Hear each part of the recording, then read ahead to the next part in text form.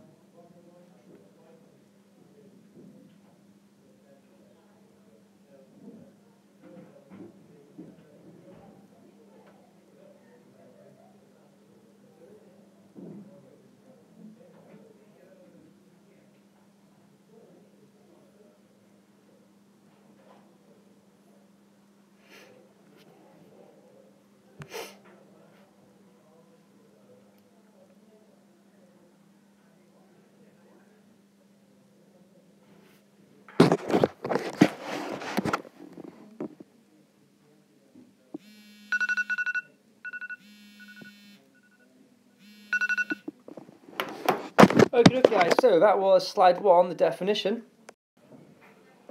So here's our second slide on equations for ionization energy. 4 key things to remember, and then also 2 example equations just so you can get used to how they're written. Don't forget, everything needs to be gaseous. Think about that definition from the last slide. So 5 minutes guys, off we go.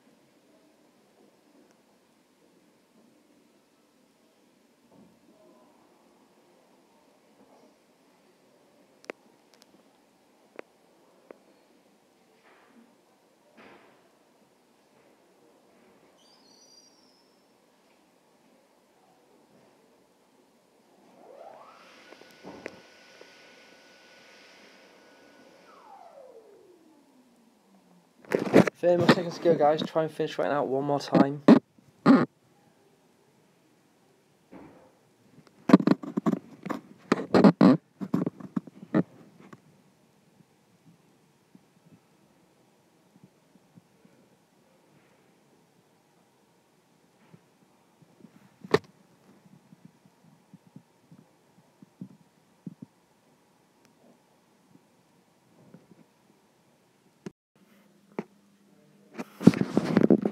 So this is probably the biggest thing to remember. This is a big chunky 4-mark question this would be. So when we're comparing two different ionization energies, usually from two elements in the same group or two elements in the same period, there's the first 3 factors we need to think about: nuclear charge, either atomic or ionic radius, depending on what you've got, and electron shielding. Those 3 factors affect the nuclear attraction towards the outermost electron, which in turn determines the ionization energy. Remember, be specific to the elements in the question. Every time you say it, a fairy dies.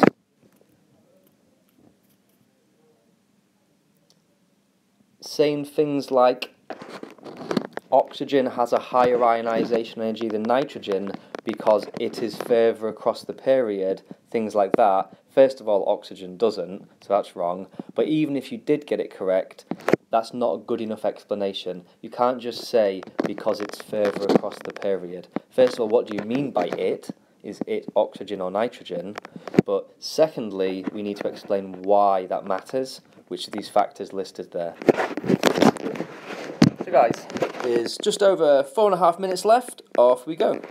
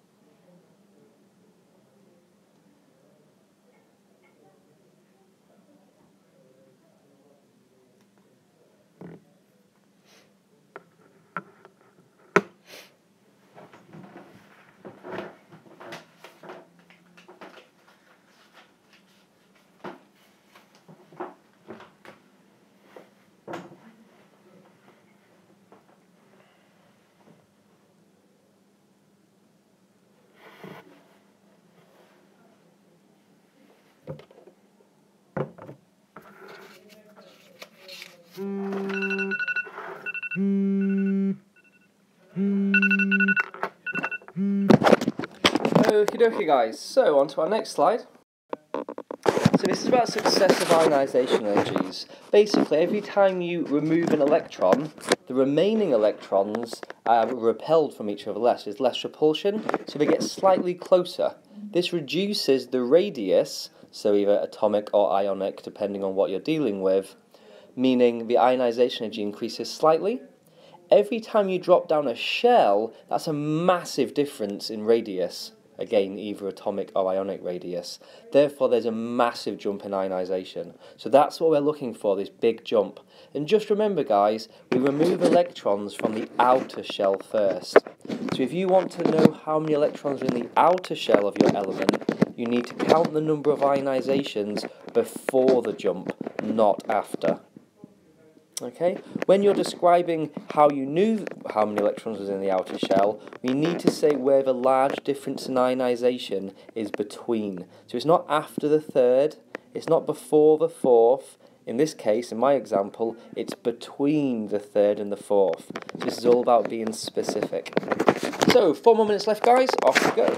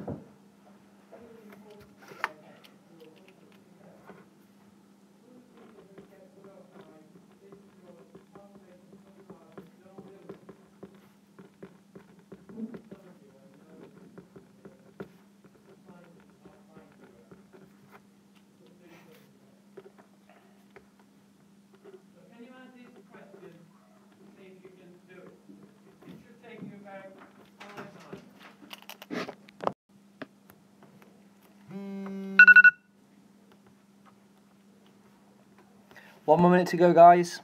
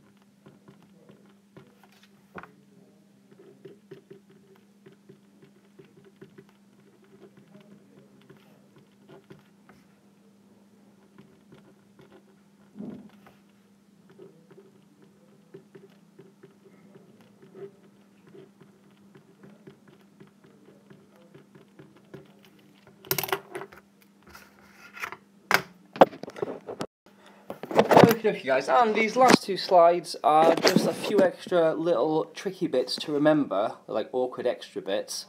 So we said as we go across a period, the ionization energy increases.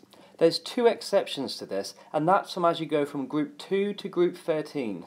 So get a periodic table out now, press pause, and just have a look at what groups I'm talking about. So this is because essentially group 13 has its last electron in a p orbital rather than an s, and p orbital is higher in energy. Also, from group 15 to 16, there's a small drop in ionization energy as well. For example, if we're talking about period 2, from nitrogen to oxygen, this is because in group 16 the electrons are paired up, so there's extra repulsion. So, 4 more minutes left, guys. Look, cover, right, check, repeat, repeat, repeat. Off we go.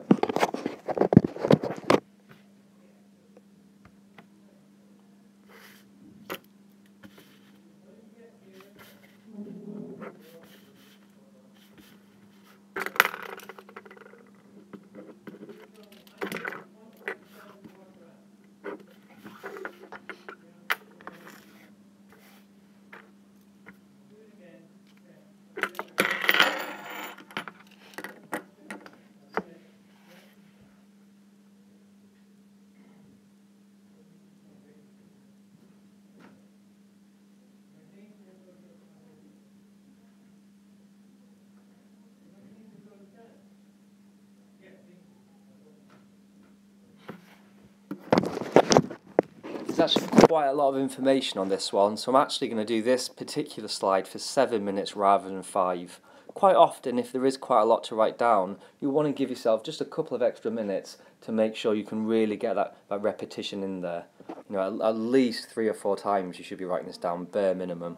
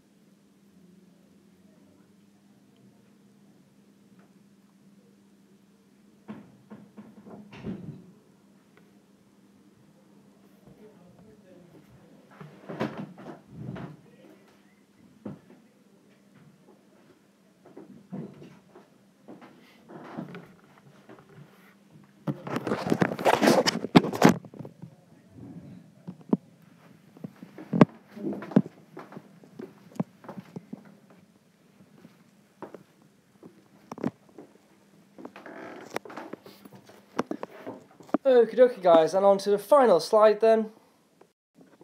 So this is just remembering 4S is like a Royal Marine Commando. First in, first out. 4S before 3D.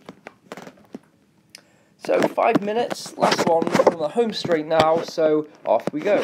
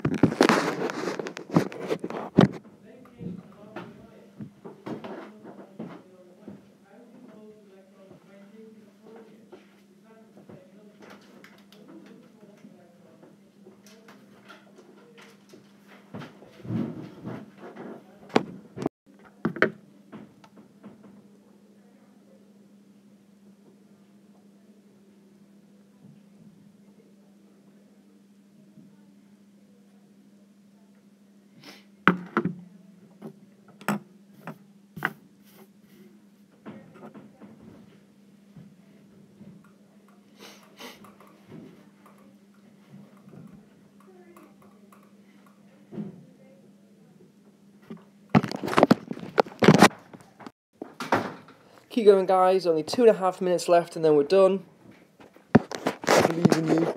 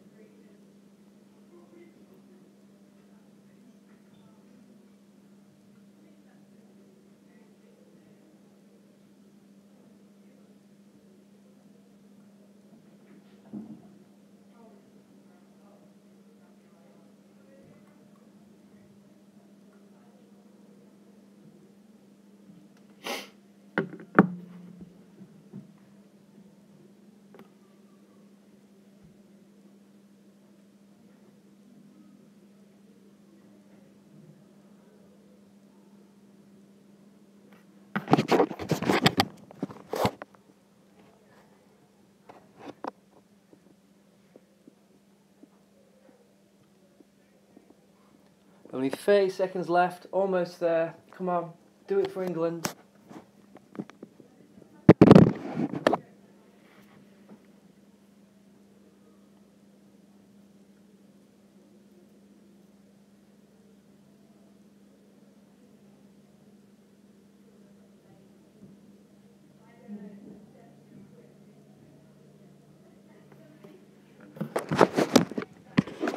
Okay guys, well done. That was the Ionization Energy Boot Camp. Any questions about that, bring it to a subject extension and we'll sort you out there. Thank you.